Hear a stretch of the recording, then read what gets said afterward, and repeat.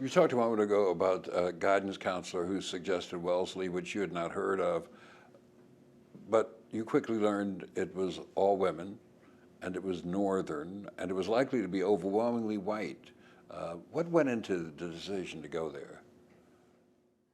Well, I applied. I remember applying to 5 schools that Polly Whedon recommended I look into. And my mother had some brothers in Boston, so we'd gone up. I'd seen the campus. Uh, I remember saying that I wanted to go to school where there was snow, so I applied to northern schools. Don't ask me why, but that was the immaturity in me in that time, because I certainly got to see lots of snow.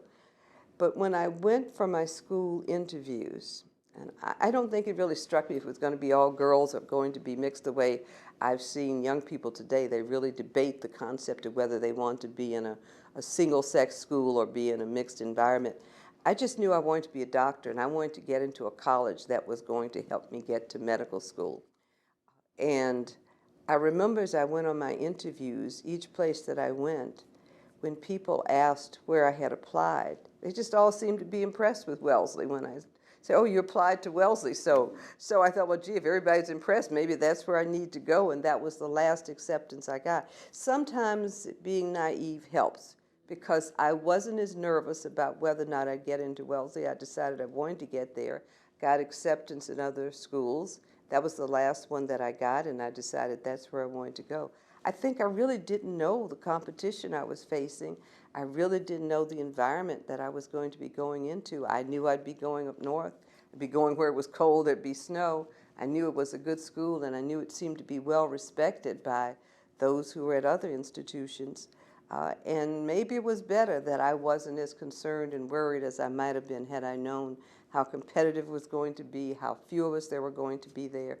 I had had a few experiences going off to like summer, not camps, but educational experiences. I remember that I was selected to be one of a couple of people from Lynchburg to come up to Hood College outside of Washington in Maryland, and there were maybe just 1 or 2 black women there, and it was mostly a conference, workshop or something, but it was an experience that I've never forgotten, because I met and had an opportunity to be in this sort of educational summer experience where there were not many blacks, but where the white girls were very receptive.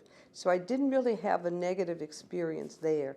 So I guess sometimes being naive, I hadn't really worried about the things that maybe I should have worried about, but it's maybe better that I didn't, because then I got there, lived the experiences, saw the differences in the education environment, but also differences in the community environment, because Boston started going through a lot of turmoil during those years of 58 to 62 when I was in college, and really beginning to witness what was happening in terms of what others were experiencing.